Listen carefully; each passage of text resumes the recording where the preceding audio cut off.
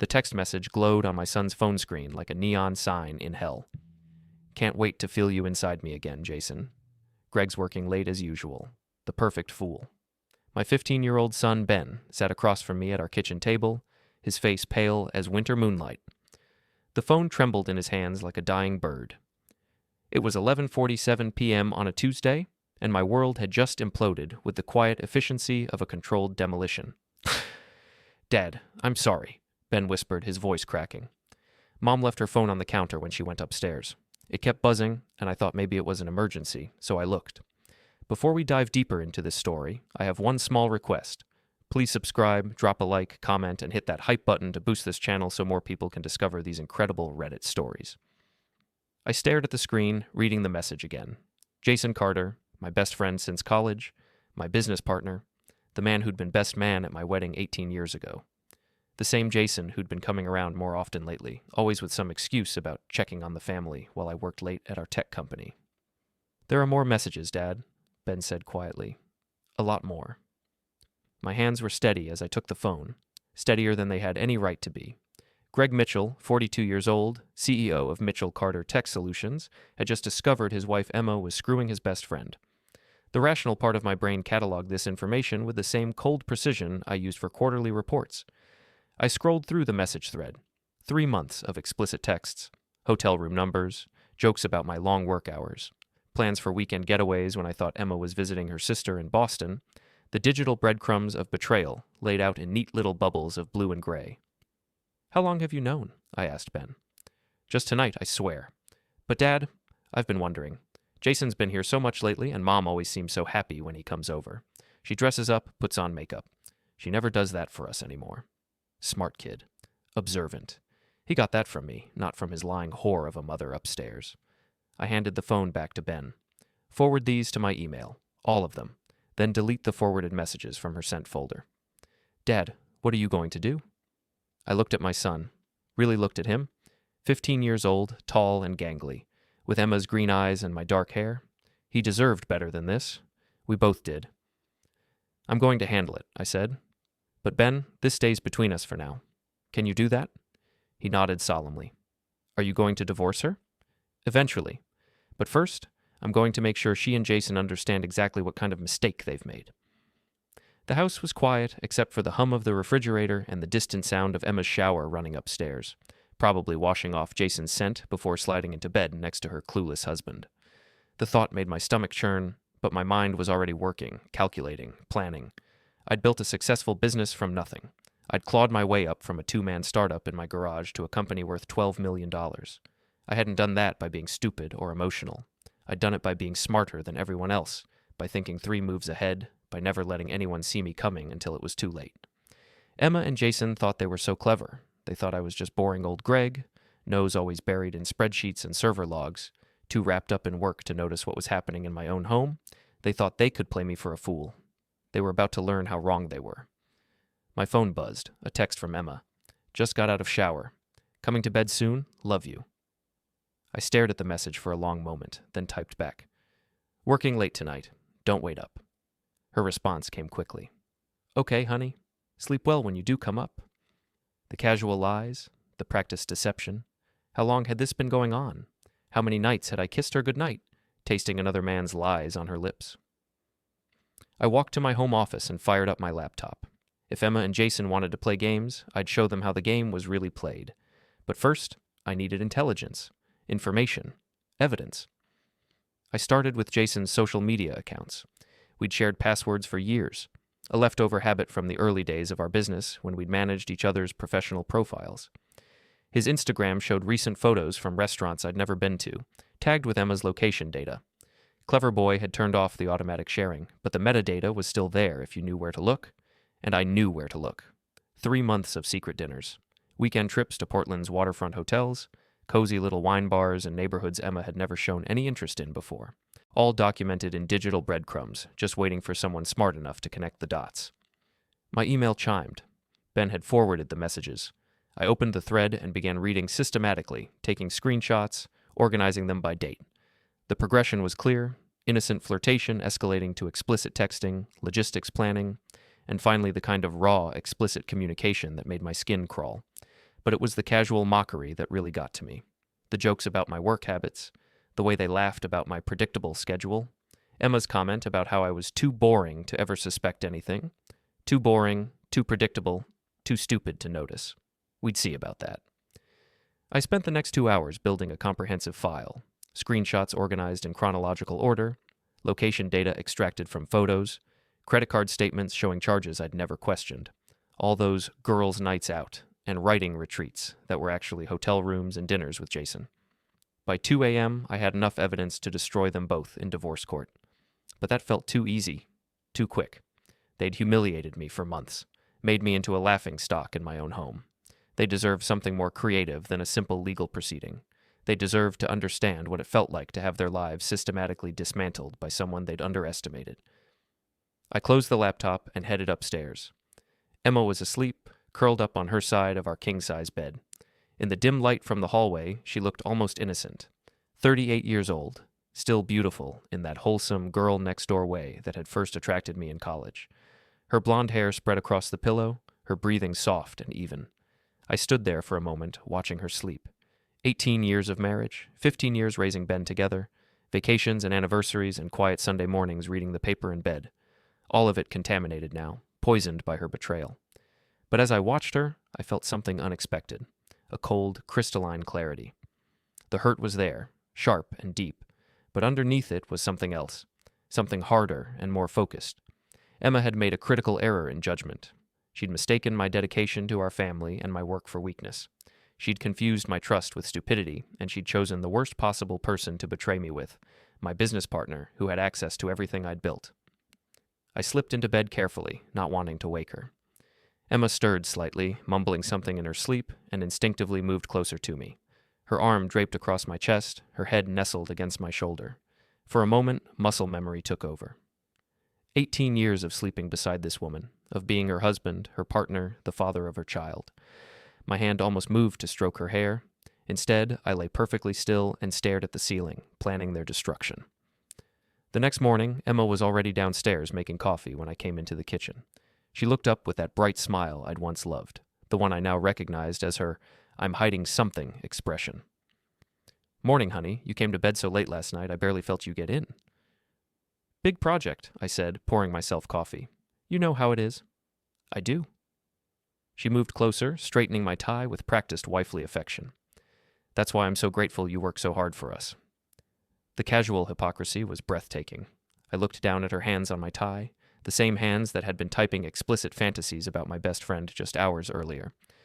"Speaking of work," I said, "Jason and I need to review some quarterly reports today. He might stop by the house later if we don't finish at the office." Did her eyes brighten slightly? "Oh, that's fine. I'll probably be here all afternoon working on my article." Emma was a freelance writer, specializing in lifestyle pieces for women's magazines. It was perfect work for someone who wanted flexible hours and the freedom to sneak around with her husband's business partner. "What's the article about?" I asked. "Trust in relationships," she said without missing a beat. "How couples can maintain intimacy even when life gets busy." I almost laughed. The sheer audacity of it was impressive in its own way. "Sounds fascinating," I said. "I'm sure you have a lot of insights on the topic." Ben came downstairs then, saving Emma from having to respond. He looked tired, and I could see the weight of last night's revelation in his eyes. But he managed a normal "good morning" and grabbed a piece of toast. "Dad, can you drive me to school today?" he asked. "I want to talk to you about something." Emma looked between us with mild curiosity. "Everything okay?" "Just some stuff about college prep," Ben said smoothly. "Boring dad stuff." In the car, Ben was quiet until we were halfway to his high school. Then he said, "I keep thinking about those messages. How could she do that to you? To us?" "Some people make selfish choices," I said. "They convince themselves they deserve whatever makes them happy, regardless of who gets hurt." "Are you okay, Dad? You seem different this morning." I glanced at him in the rearview mirror. "I'm processing it. But Ben, I need you to act completely normal around your mother. Can you do that?" "I guess. But it's going to be hard." "I know, but this is important. If she suspects we know, she'll get more careful, maybe even run. I need time to handle this properly." "What are you going to do?" I pulled into the school drop-off lane.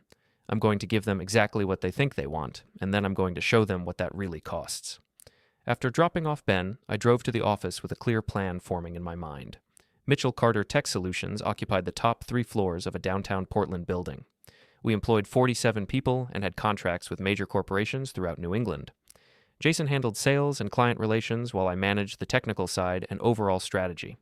It was a partnership that had worked for 8 years. Jason was charming and persuasive, great at schmoozing clients and closing deals. I was the technical genius who actually delivered on his promises. We'd complemented each other perfectly, until he decided to compliment himself with my wife. I arrived at the office early, before most of the staff. Maggie Torres, my assistant, was already at her desk with coffee and the morning reports ready. Maggie was 28, sharp as a razor, and had an almost supernatural ability to anticipate what I needed before I asked for it. "Morning, Greg. You look like you didn't sleep much. Long night. Is Jason in yet?" "Not yet. He had that breakfast meeting with the Hartwell Group, remember?" "Right." Jason was trying to land a major contract with Hartwell, a manufacturing company that needed a complete IT infrastructure overhaul. It would be worth nearly $2 million to us over 3 years. "Maggie, I need you to do something for me, and I need you to not ask questions about it." She looked up from her computer, eyebrows raised. "Okay, that sounds ominous." "I need you to pull all of Jason's expense reports for the past 6 months. Every dinner, every hotel, every client entertainment expense. I want receipts, dates, locations, everything." "Is there a problem with his accounts?" "Maybe. I'm hoping not, but I need to check something." Maggie nodded. "I'll have it ready within an hour." I went to my office and closed the door. The view from my window looked out over Portland's Old Port District, where tourists wandered between restaurants and shops. Normal people living normal lives, not dealing with cheating wives and backstabbing business partners. My computer chimed with an email notification. Jason. "Running late from Hartwell meeting. Good news, though. I think we've got them hooked. Should be in by 10:30. I typed back, "Great. Looking forward to hearing about it." While I waited for Maggie's report, I did some reconnaissance of my own. Our company's internal systems tracked everything, email logs, file access, even keycard entries to different areas of the building. As the technical administrator, I had access to all of it. Jason's recent email activity was interesting. Lots of messages to Emma, though he'd been smart enough to use his personal Gmail account instead of the company server. But I could see when he'd accessed that account from his work computer, and the pattern matched perfectly with the timestamps on the text messages Ben had shown me. More interesting were his file access logs. Jason had been poking around in areas he had no business being in. Financial records, client contracts that weren't his accounts, even some of my personal project files. Either he was planning to leave and start his own company, or he was gathering information for some other purpose. Maybe Emma wasn't the only thing he was planning to steal from me. Maggie knocked and entered with a thick folder. "Jason's expense reports. And Greg, some of these don't look right." I opened the folder and started reading. Dinner at 4th Street Restaurant, one of Portland's most expensive places, charged as client entertainment with Hartwell Group. But the date was 3 months ago, long before Jason had any contact with Hartwell, and the receipt showed a table for 2, not a business dinner. Another receipt, the Portland Harbor Hotel, Presidential Suite, charged as overnight stay for client presentation. But I knew for a fact that particular client was based in Boston and never came to our offices. Page after page of fraudulent expenses. Jason had been stealing from the company to finance his affair with my wife. He'd been using our business as his personal dating fund, charging romantic dinners and hotel rooms as legitimate business expenses. "Maggie, how much does this add up to?" She handed me a summary sheet. "Just over $14,000 in questionable charges over the past 6 months. $14,000. Jason had stolen $14,000 from our company to pay for screwing my wife. The beautiful symmetry of it almost made me smile. "What do you want me to do with this?" Maggie asked. "Nothing yet. Just keep the file safe." She hesitated at the door. "Greg, is everything okay? You seem, I don't know, different today." "Just working through some problems. But Maggie, if anyone asks, we never had this conversation." "Understood." After she left, I leaned back in my chair and considered my options. I had evidence of Jason's expense fraud. I had evidence of his affair with Emma. I could destroy both of them right now with a few phone calls and some well-placed emails. But that would be quick and clean, and they didn't deserve quick and clean. They deserved to suffer the way I was suffering. They deserved to understand what it felt like to have someone they trusted systematically dismantle their lives. My phone buzzed. "Emma, missing you today. Can't wait to see you tonight." For a split second, my heart did that old familiar flutter it always did when she texted me during the day. 18 years of marriage, and some reflexes died hard. Then I remembered she wasn't texting me. She was texting Jason. I forwarded the message to my personal email and added it to my growing file of evidence. Then I deleted it from my phone and waited for Jason to arrive. He walked into my office at 10:45, all smiles and expensive cologne. Jason had always been the better-looking one, 6 feet tall, perfectly styled brown hair, the kind of easy charm that made clients trust him instantly. In college, he'd been the one who got the girls while I buried myself in computer science textbooks. Apparently, some things never changed. Greg, great news from Hartwell. They're ready to move forward with the full package. We're looking at $1.8 million over 3 years.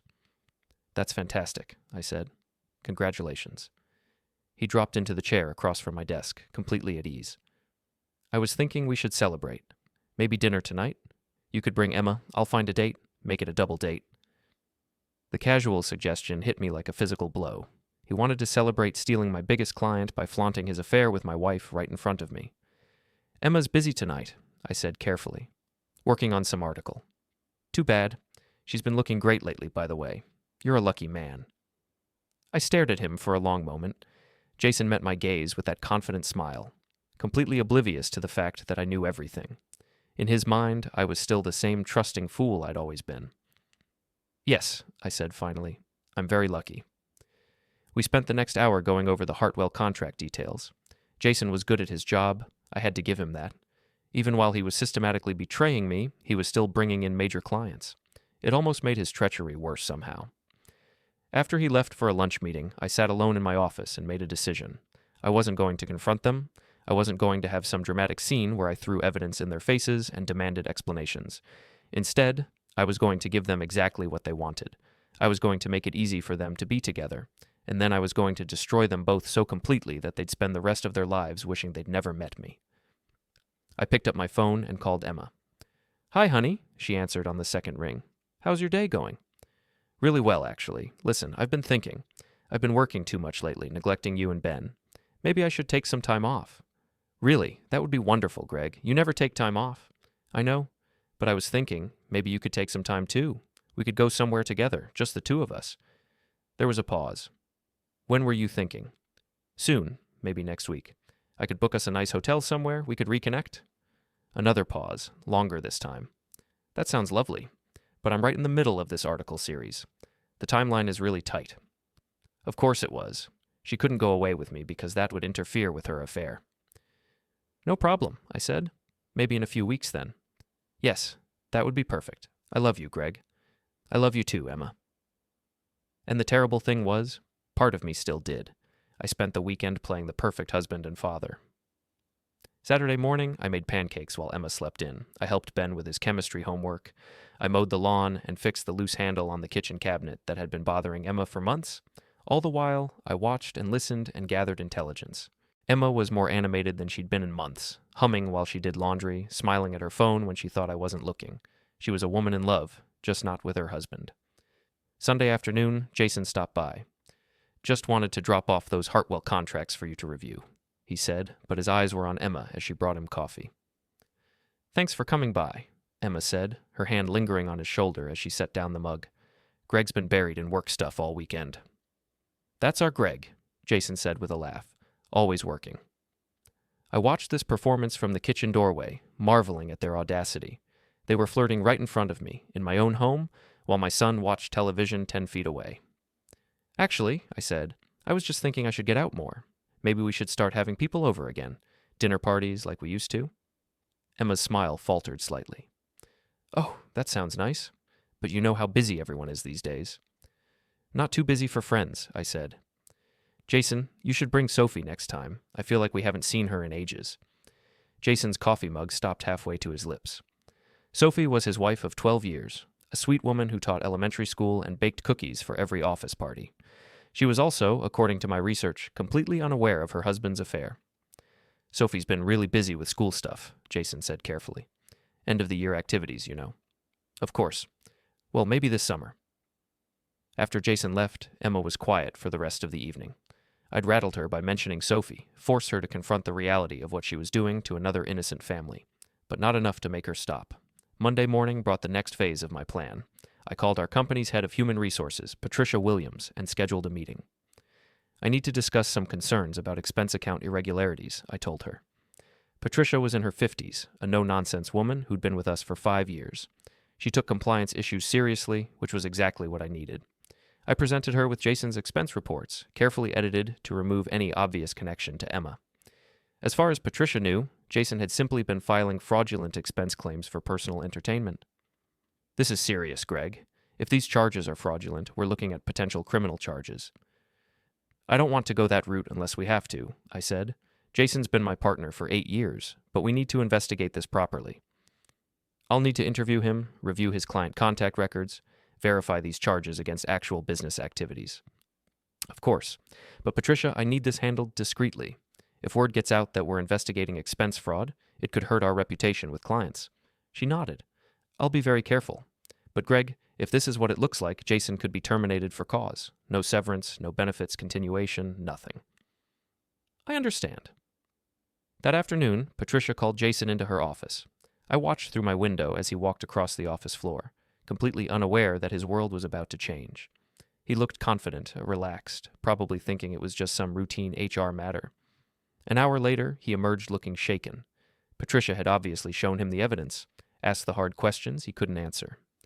Jason's eyes found mine through the glass wall of my office, and for the first time since this whole thing started, I saw uncertainty in his expression. He knocked on my door 5 minutes later. Greg, we need to talk. Sure, what's up? He closed the door behind him and sat down heavily. Patricia showed me some expense reports. There seems to be some confusion about a few charges. What kind of confusion? She thinks some of my client entertainment expenses might not be legitimate. I leaned back in my chair, studying his face.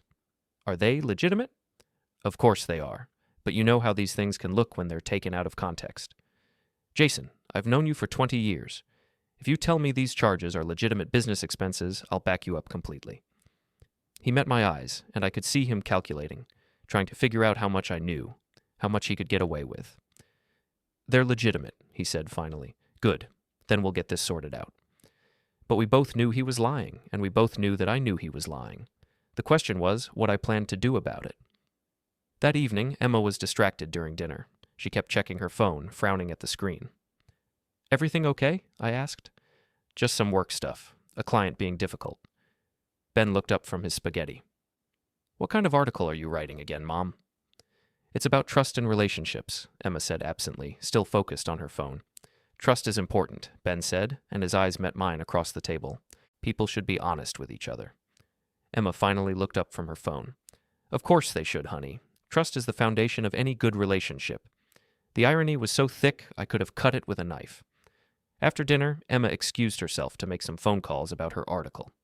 I helped Ben with his homework while she spent 45 minutes in our bedroom with the door closed, speaking in hushed tones. When she came back downstairs, she looked upset. Is everything all right? I asked. Just some complications with the article. My editor wants some changes. I nodded sympathetically. I'm sure you'll work it out. But I knew she hadn't been talking to any editor.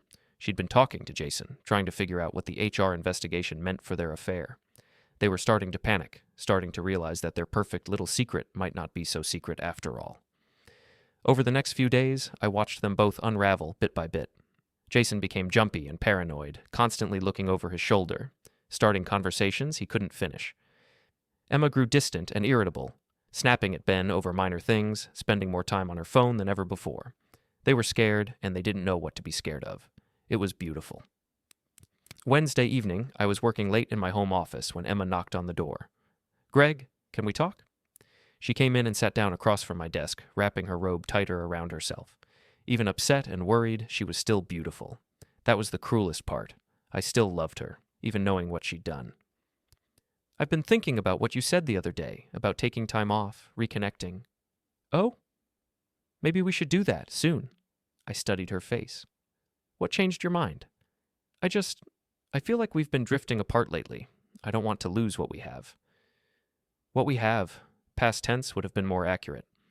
I'd like that, I said. But I thought you had that article timeline. I can work around it. We're more important than any article. She was trying to salvage things, trying to pull back from the brink before it was too late. Part of me wanted to let her.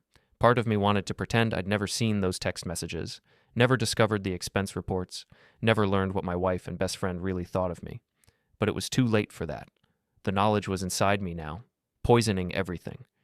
Even if I forgave her, even if we somehow worked through this, I'd never be able to trust her again. I'd never be able to look at her without seeing Jason's hands on her body, hearing their laughter at my expense. "Let me see what I can arrange," I said. She smiled, the first genuine smile I'd seen from her in days. "I love you, Greg. I know I haven't been the best wife lately, but I love you. I love you too." And I did. That was the hell of it. Even now, even knowing everything, I still love the woman she used to be, the woman I thought she was. But love wasn't enough anymore. Love couldn't undo the betrayal, couldn't erase the humiliation, couldn't rebuild the trust they'd shattered. Love was just going to make destroying them that much more satisfying. The breaking point came on Friday afternoon. Patricia Williams knocked on my office door with a grim expression and a thick file folder. "We need to talk about Jason Carter." She sat down and opened the folder, revealing printed emails, phone records, and credit card statements. "I've completed my investigation into his expense claims. Greg, this is bad. Really bad." "How bad?" $14,372 in fraudulent charges over 6 months. Hotel rooms billed as client meetings where no clients were present. Dinners at expensive restaurants claimed as business entertainment but with no business purpose. He even charged a weekend in Boston as a client development trip. But I checked. None of our Boston clients met with him that weekend. I nodded grimly. "Are you certain about this?" "Absolutely. I've documented everything. Greg, I have to recommend immediate termination for cause. This isn't just expense fraud. It's theft." "What about criminal charges?" "That's up to you. We have enough evidence to prosecute, but it would mean publicity, potential damage to the company's reputation." I pretended to consider this. "Let me think about it over the weekend. Can you have the termination paperwork ready for Monday morning?" "Already prepared. I'll need you to sign off on it, and we'll need to coordinate with IT to revoke his system access immediately." After Patricia left, I sat alone in my office, staring out at the Portland skyline. In 72 hours, Jason would be unemployed, his reputation destroyed, his theft documented and filed with corporate attorneys.